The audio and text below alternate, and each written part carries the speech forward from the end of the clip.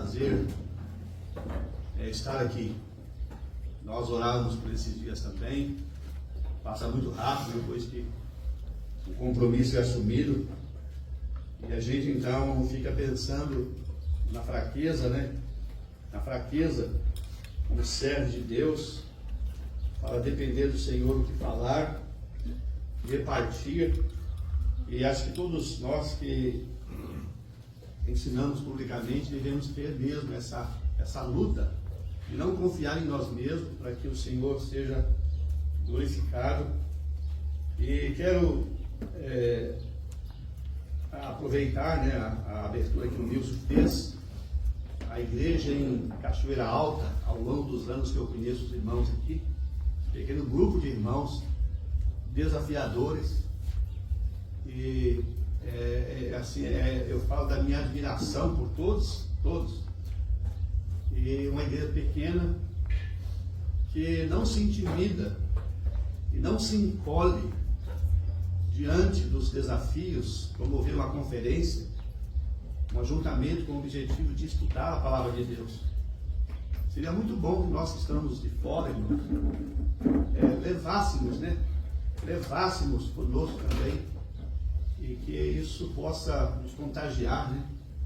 O problema não é ser um pequeno número, não é ser pequeno nas forças, mas é quando essas forças podem estar juntas, unidas, essa unidade, né? Podemos pensar assim, os santos numa localidade, e expressa isso por meio de muitas maneiras. Então, esses irmãos têm sido um motivo de ânimo para nós, em muitas ocasiões, não só agora aqui, na presença deles, mas temos pensado nos irmãos aqui e nos anima. Deus tem colocado no meu coração nesses dias, serão 4 oportunidades para estudo. E nós vamos pensar um pouquinho no livro do profeta Ageu. O profeta Ageu, ele foi um profeta que o Senhor usou no período pós-cativeiro. Foram 70 anos de cativeiro em Babilônia. 70 anos. O cativeiro foi resultado de desobediência à palavra de Deus. Deus avisou aquele povo que se eles não obedecessem, eles seriam levados para o cativeiro. Um povo contumaz, rebelde. Um povo que sempre estava ignorando os princípios e a vontade de Deus. E o resultado foi cativeiro. Então foi falado a eles que esse cativeiro duraria 70 anos. Cada dia, cada semana, cada mês, não diminuiria. Então, esse livro, juntamente com Zacarias, formam, vamos assim dizer, um conjunto de 2 profetas que profetizaram pós-cativeiro: Jeremias e Zacarias. E eu queria pensar nesses 2 profetas. Ele é bem maduro. Segundo a história, Ageu tem 70 anos, aproximadamente. Zacarias é jovem. Zacarias é alguém que tem muito vigor, mas tem outras coisas relacionadas a esses 2 profetas. Segundo a história, Ageu, o profeta Ageu, foi levado para o cativeiro. Ainda é criança. O nome Ageu quer dizer festivo. Festivo. Você vai lembrar que a nação de Israel tinha algumas festas chamadas as festas de Jeová celebradas. Era ocasião de muita alegria. Era ocasião de anunciar as bondades de Deus, como as festas dos tabernáculos. Podemos pensar no Pentecoste. Então eles tinham muitos motivos para se alegrar, desde a saída do Egito, lembrar do grande livramento de Deus, a caminhada no deserto. Então aquele povo tinha razão suficiente para se alegrar. Os seus pais colocaram o nome dele de Ageu, festivo. Mas você sabe o que estava acontecendo nos dias de Ageu? Não tinha festa. O povo estava em cativeiro, irmão. Lá em Babilônia não podiam celebrar a festa. Era incoerente com o seu nome. E foram anos que Ageu olhou para aquele ambiente triste. E já o Zacarias, ele provavelmente tinha nascido em cativeiro. Nasceu em cativeiro. Esses dois profetas vão trabalhar juntos.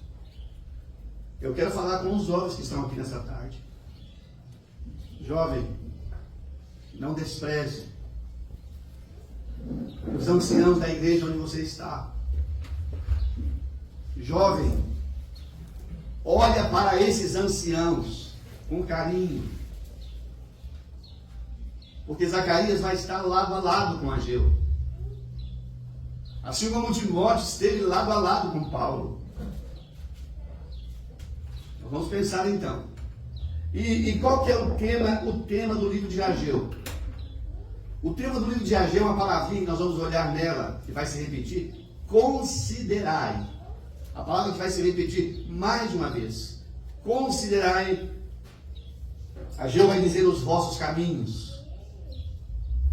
Eu queria que nessa tarde aqui, irmãos, cada um de nós olhássemos e considerássemos cada um de nós onde nós estamos inseridos, nas igrejas locais onde nós estamos. Onde estão os nossos caminhos? Irmãos, Ageu é se eu posso dizer, um profeta exortador. Exortação. E vai ser muito bom nessa introdução nós aprendemos por que Ageu está entrando nesse cenário para pregar para um povo que tinha voltado do cativeiro. Porque o povo, irmãos, voltado do cativeiro bem animados, voltaram animadíssimos do cativeiro para reconstruir Jerusalém, para reconstruir o templo. Eles começaram bem animados, mas bastou vir a oposição. A primeira oposição que ocorreu, eles então... Que é isso? A primeira oposição que ocorreu foi suficiente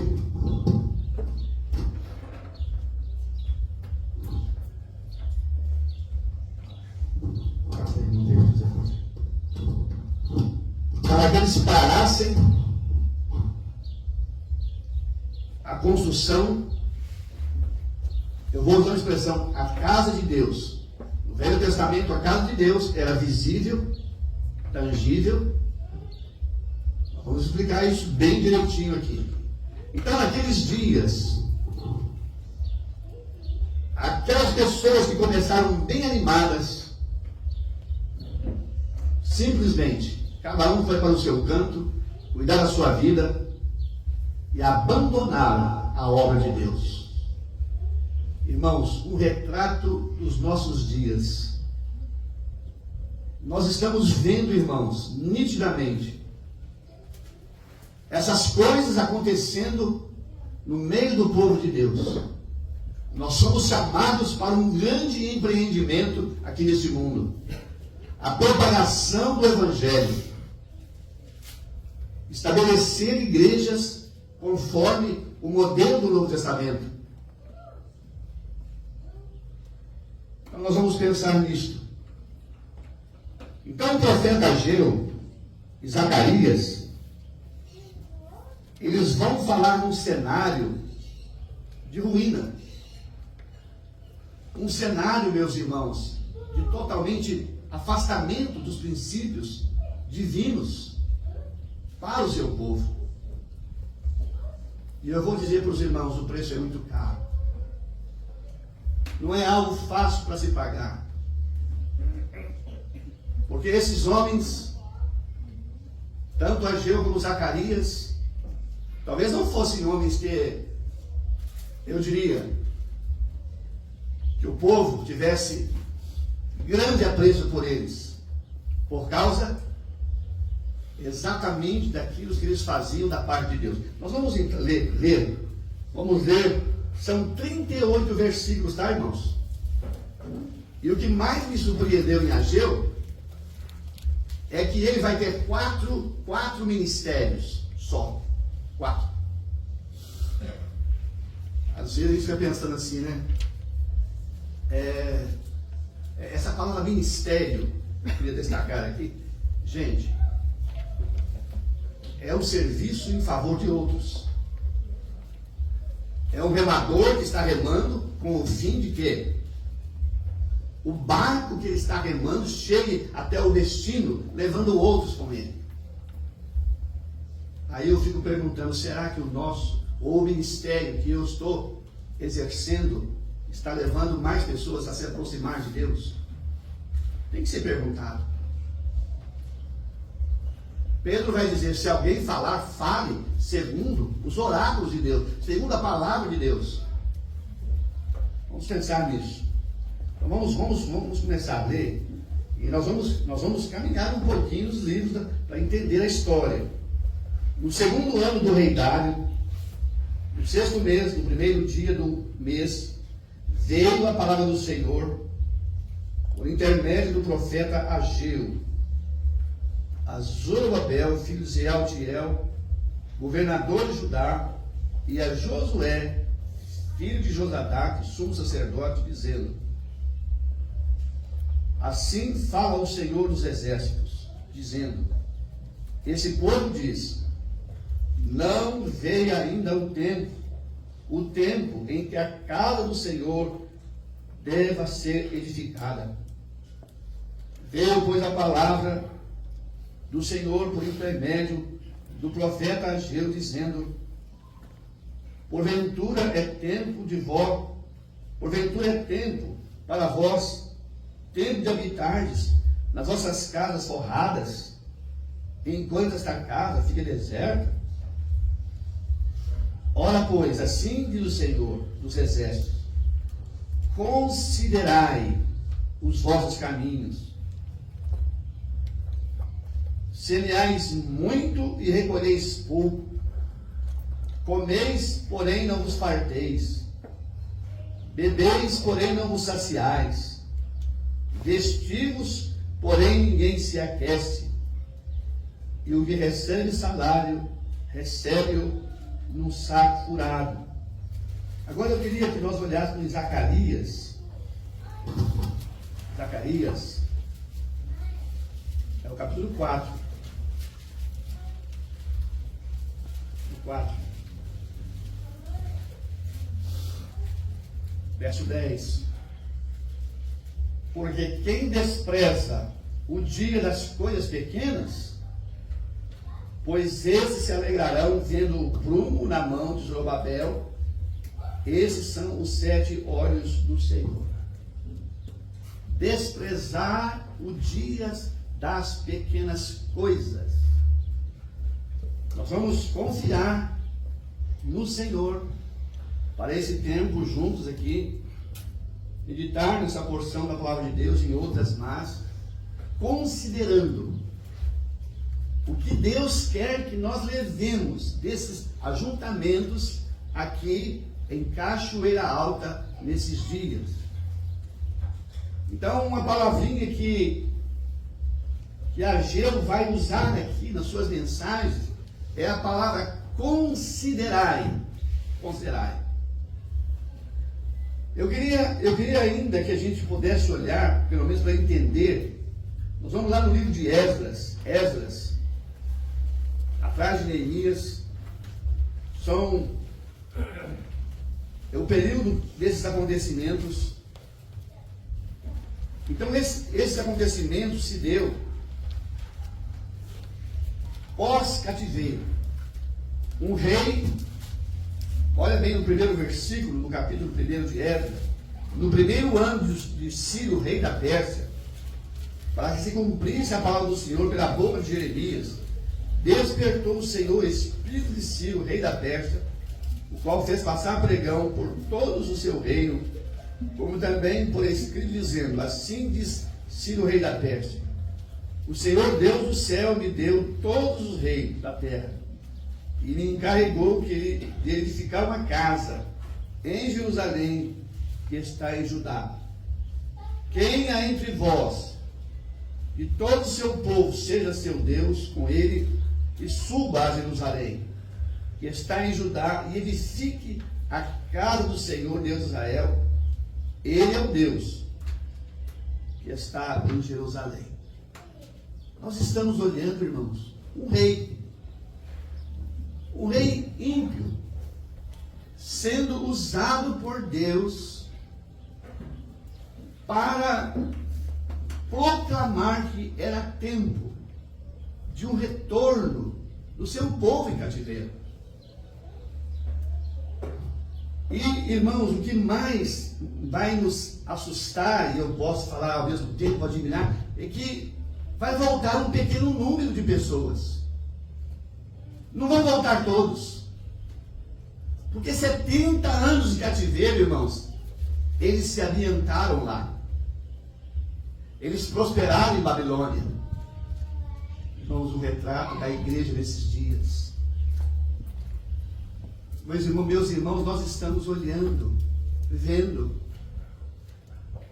Não há nenhum problema quando prosperar financeiramente. Mas o que nós percebemos é que o coração de muitos irmãos estão enterrados nesse mundo, escravizados nesse mundo, presos nesse mundo. A semelhança daqueles que querem ficar em Babilônia. Sabe uma coisa que descobri? As sinagogas. As sinagogas, elas foram criadas em Babilônia. Porque lá em Babilônia não podia ter templo. Não podia construir ali um lugar para que eles pudessem realizar as suas festas. As sinagogas, elas vieram como a maneira de ali eles poderem se reorganizar em família, em grupos, para se encontrar, para ler os pergaminhos da palavra de Deus. As sinagogas nasceu em Babilônia. Sabe, irmãos, é impressionante, se adequando ao lugar. E vamos virar as páginas um pouquinho. Olha bem, capítulo 2 agora, rapidamente. Versículo 64. Capítulo 2 de Esdras, verso 64.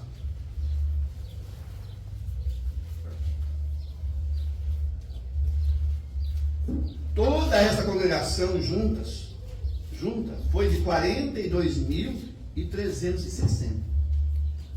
Mas ficou, eu vou dizer, o dobro ficou para trás. O número maior ficou para trás. Para que voltar para Jerusalém? Os muros estão caídos. O templo, a casa de Deus está derrubada.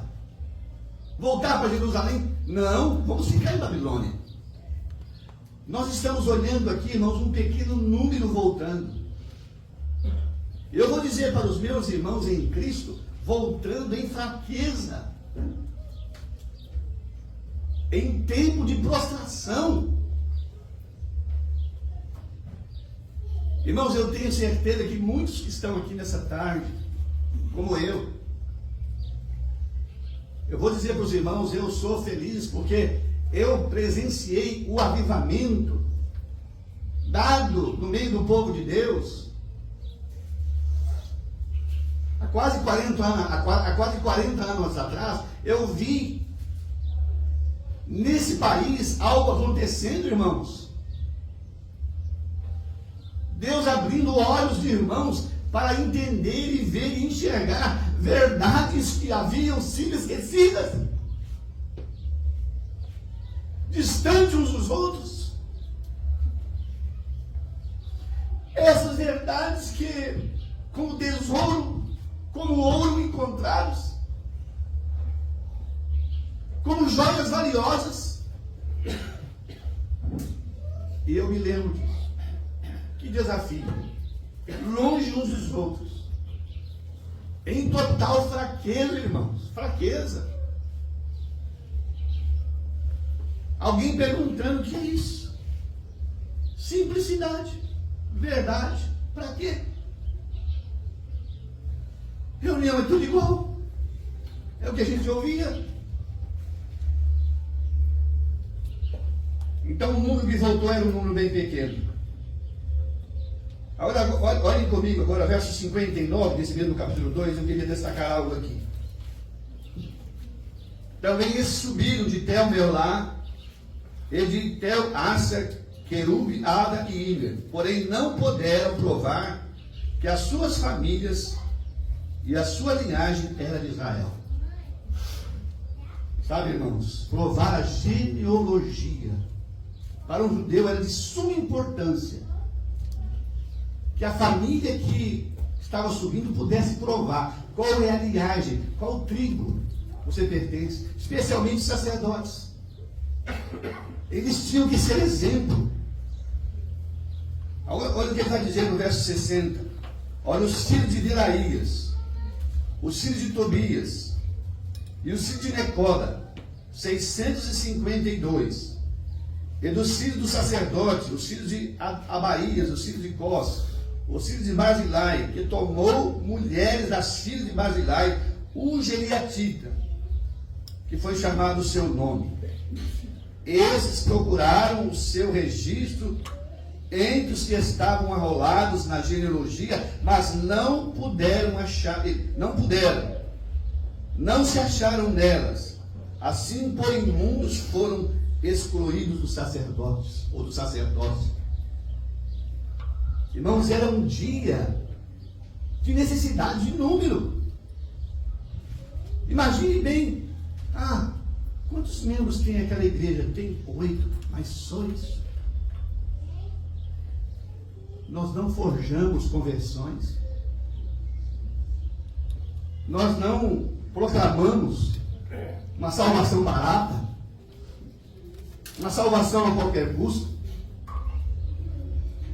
Nós entendemos que a salvação é o fruto de Deus pacífico no coração das pessoas que ouvem o Evangelho.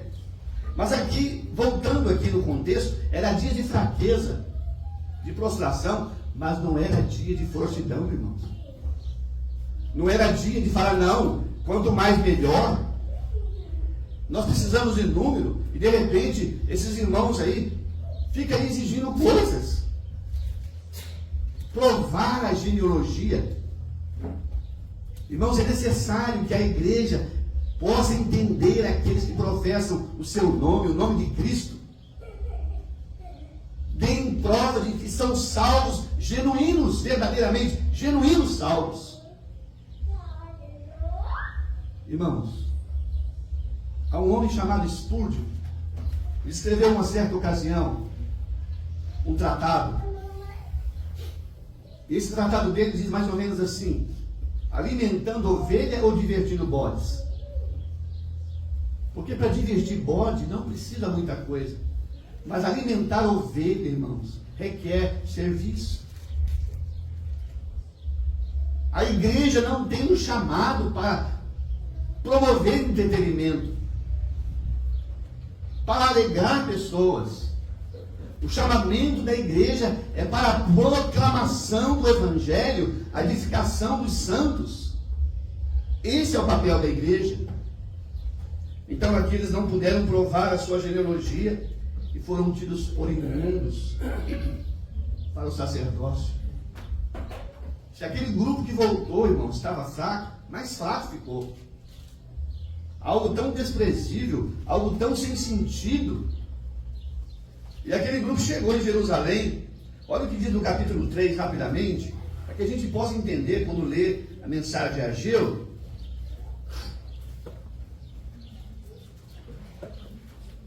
Chegando, pois, no 7º mês, estando os filhos de Israel já na cidade, ajuntou-se o povo como se fosse um só homem em Jerusalém.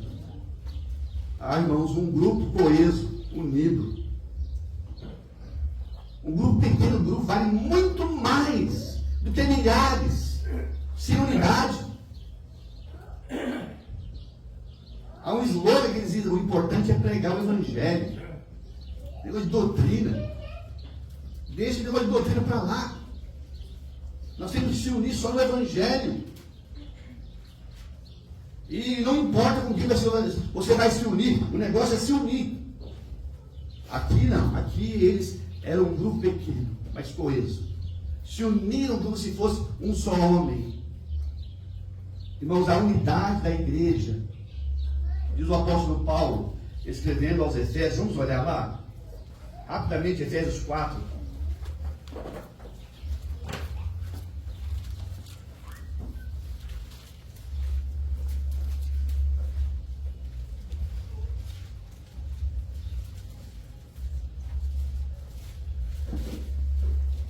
Versículo 3: procurando guardar a unidade do Espírito pelo vínculo da paz.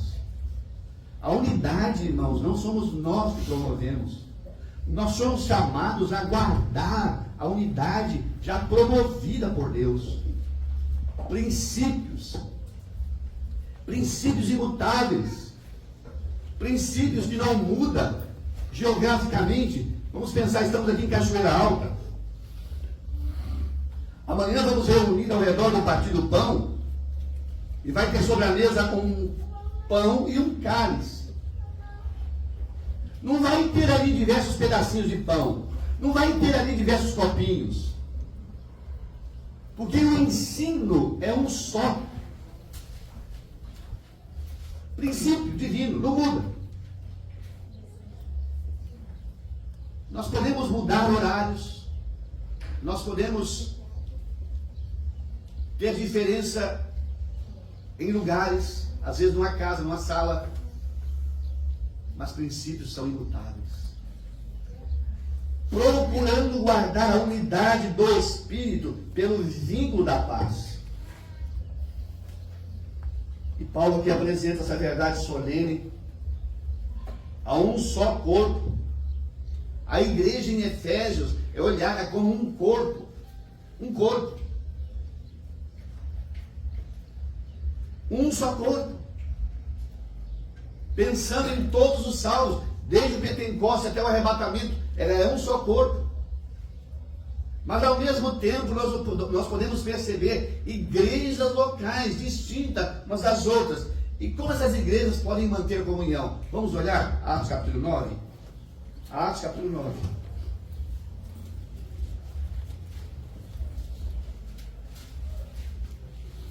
Verso 31.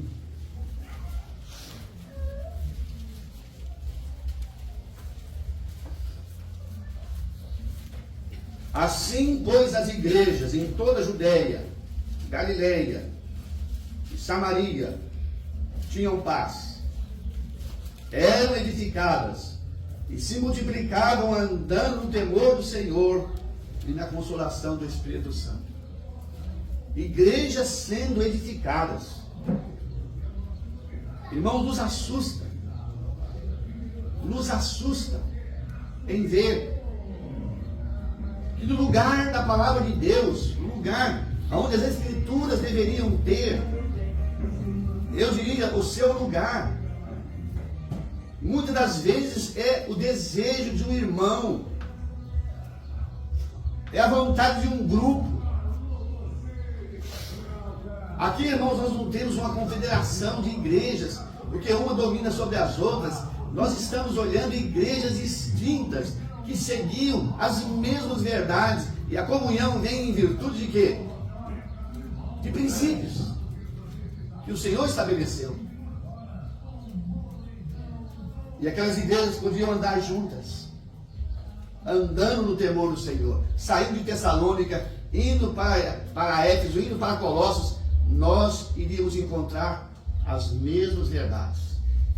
Então, voltando lá para Esdras, capítulo 3, aquele povo se levantou como se fosse um só homem. E levantou-se Jesuá, filho de Josadaque, e seus irmãos.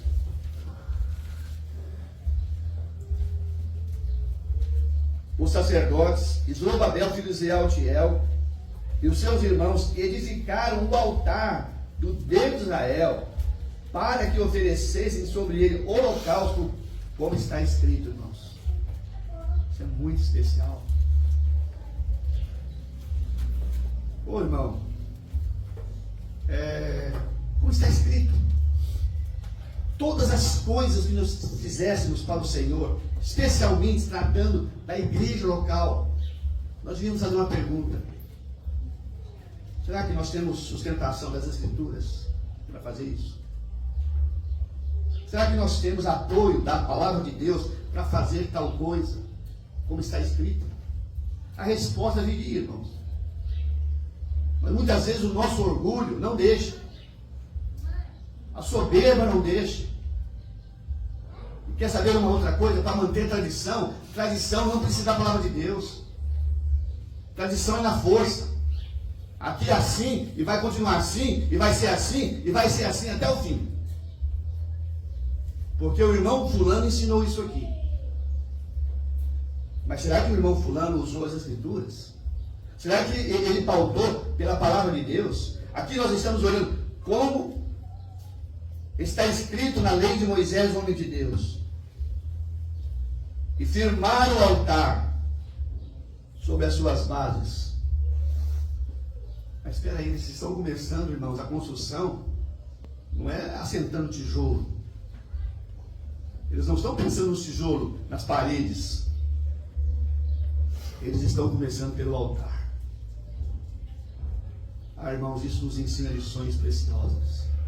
O altar. É pelo altar. Irmãos, se nós pensássemos a maneira como Deus olha para a igreja, Mateus 18, 20, reunidos em meu nome, 2 ou 3. Como entender isso, meus irmãos? O Senhor estabelecendo um número pequeno de pessoas reunidos em meu nome, debaixo da minha autoridade, observando a minha palavra, não tendo nada mais que possa guiá-los a não ser essa verdade da minha presença. Irmãos, eu creio que nós temos muitos ajuntamentos, mas será que eles desfrutam da presença do Senhor? Será que desfrutam verdadeiramente? Será que o Senhor tem a obrigação de estar num ambiente onde a sua palavra não é obedecida, irmãos? Onde a sua palavra é colocada de lado e a vontade humana, ela é colocada em primeiro lugar. Reunidos em meu nome. É a ideia de estar debaixo da sua autoridade. Eu estou pensando aqui, queria que nós lêssemos há uma igreja, irmãos, há uma igreja numa ilha chamada Troade. Eu queria falar algo a respeito desse sentido. Eu creio que é 2 Coríntios. 2 Coríntios, nós vamos olhar algo ali. Eu vou citar o versículo, já antecipo essa.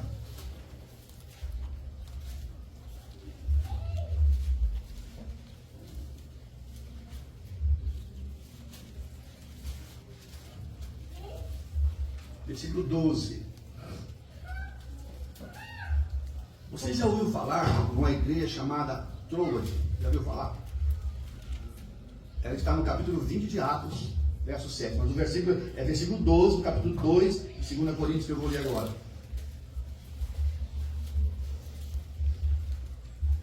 Ora, quando cheguei a Troade para pregar o Evangelho de Cristo, e abriu-se-lhe uma porta no Senhor. Irmãos, a primeira estadia de Paulo é pregando o Evangelho em Troade. 20 anos, 10 a 15 anos depois, ele vai voltar em Troade. E tem ali uma igreja estabelecida, partindo o pão.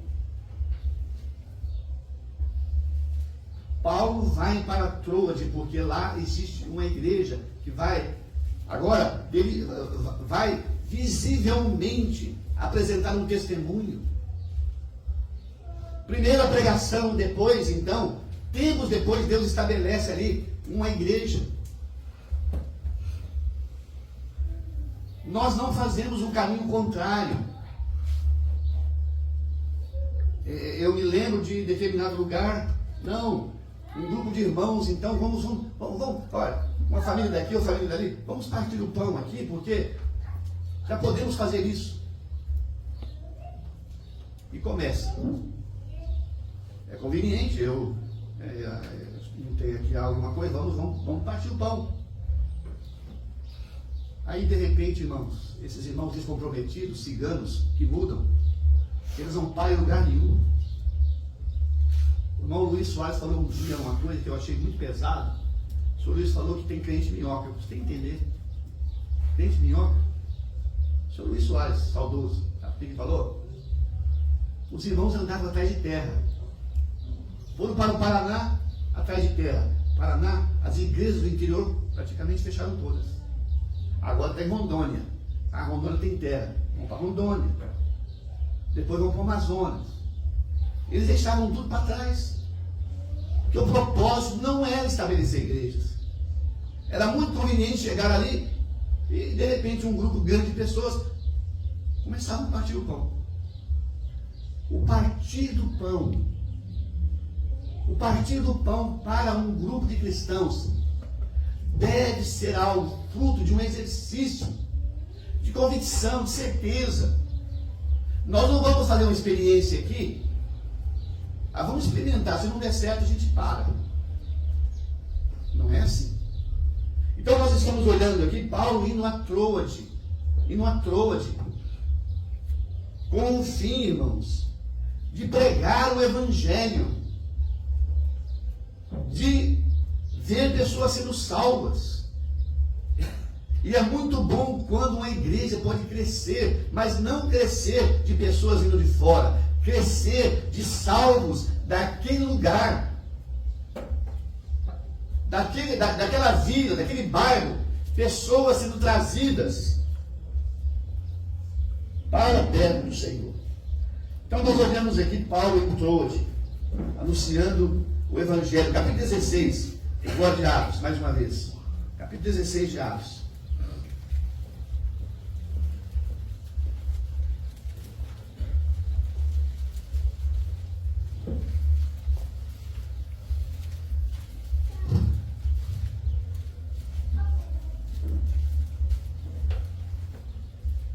Versículo 11. E navegando de Troade, fomos correndo em caminho direito para Samatrócia, e nos dias seguintes para Neápolis. Estamos olhando aqui um trabalho sendo feito, porque nós estamos falando de um altar estabelecido. O plano de estabelecer uma igreja local não pode ser um plano aventureiro. Não deu, nós pulamos para outro canto. Irmãos, que triste. Os irmãos em tal lugar começaram a partir o pão. E de repente, a notícia: nós vamos parar. Não há como seguir. Um mau testemunho. Um cheiro de algo que não é aprazível às narinas do Senhor. Irmãos, quanto disso tem acontecido no meio do povo de Deus? Irmãos, que o Senhor possa nos ajudar. Aqui nós estamos olhando o livro de Êxodo, eles colocaram o altar firmado sobre as suas bases, porque eles estavam debaixo do terror dos povos, das terras.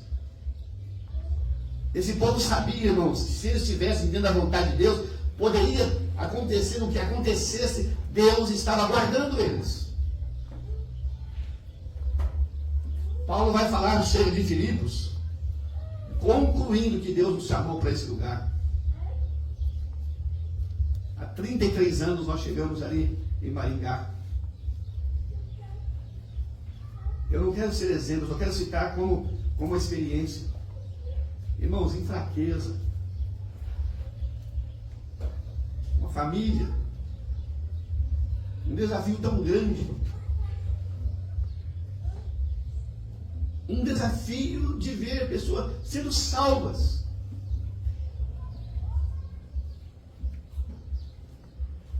E a gente sempre tem em mente, a gente é jovem, tem muito vigor, força.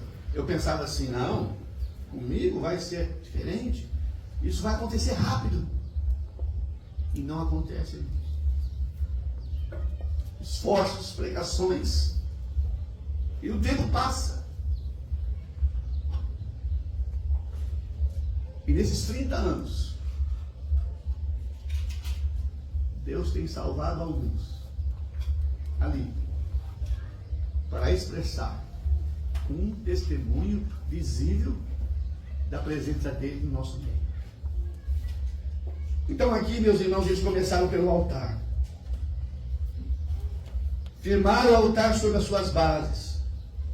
Versículo 4. Celebraram a festa dos tabernáculos,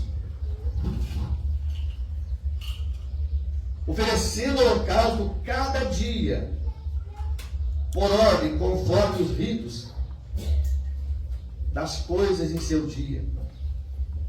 Depois disso, o holocausto contínuo, os dias das luas novas, e todas as solenidades consagradas ao Senhor, como também da qual se oferecia voluntariamente ao Senhor. Desde o primeiro dia até o 7º mês, começaram a oferecer holocausto ao Senhor, porém ainda não estavam postos os fundamentos do templo do Senhor. Sabe, irmãos, como é difícil tirar essa mentalidade do coração das pessoas, que o Senhor está construindo uma casa espiritual e não algo material, não algo visível. Como é difícil tirar isso da mente humana. As pessoas estão sempre perguntando, olhando para um prédio, chamando aquilo de igreja, desfigurando esse nome tão precioso. A junção de duas palavras, eclésia, tirados, eclésia, tirados de fora, tirados do mundo. Quando nós pensamos nesse nome, nesse conjunto de verdade que o Senhor quer nos confiar. Aí, irmãos, a razão por que eles pararam de construir esta casa, olha bem o que diz aqui no capítulo 4 de Esdras, rapidamente. Capítulo 4.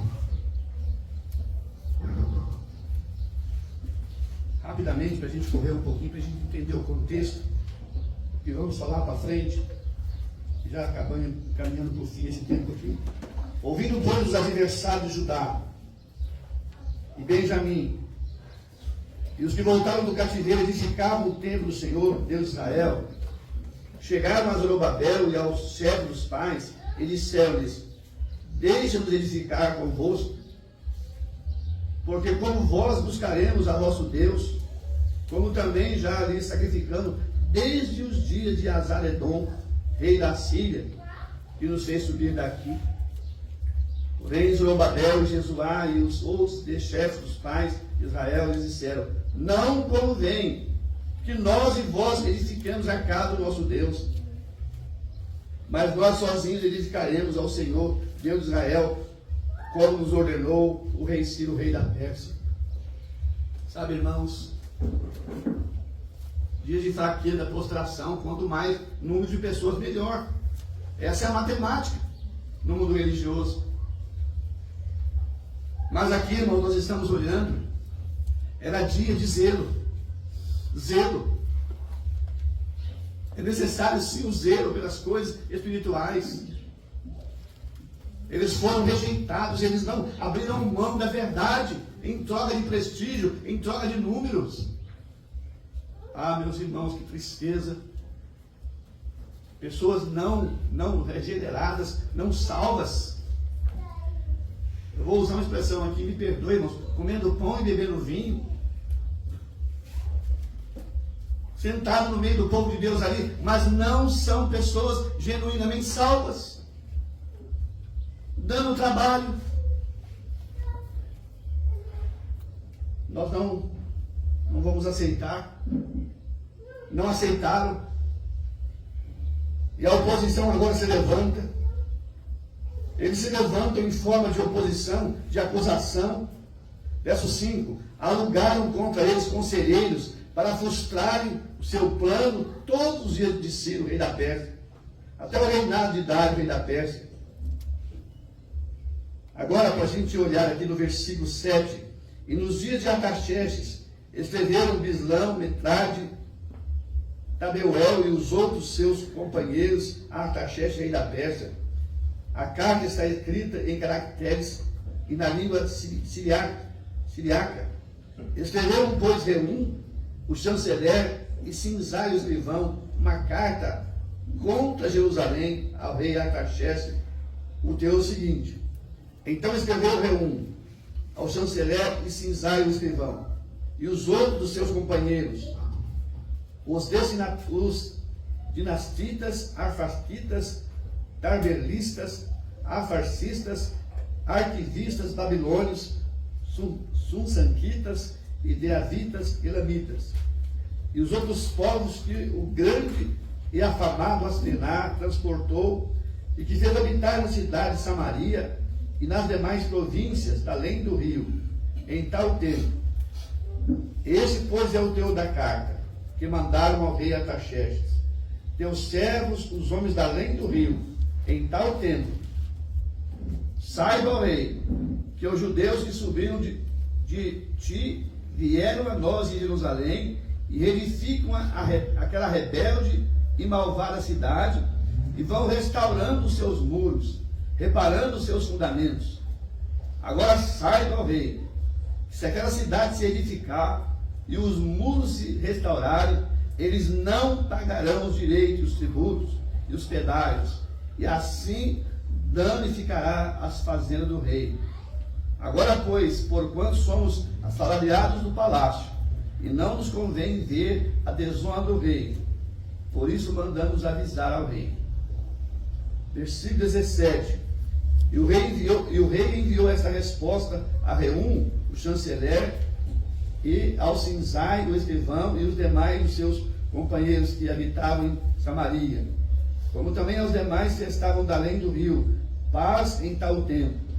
E a carta que nos enviastes foi explicitamente lida diante de mim.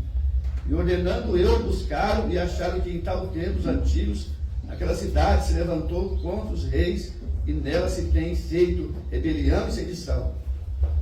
E também houve reis poderosos sobre Jerusalém, que da além do rio dominaram em todo lugar. Eles pagaram direitos e tributos e pedágios.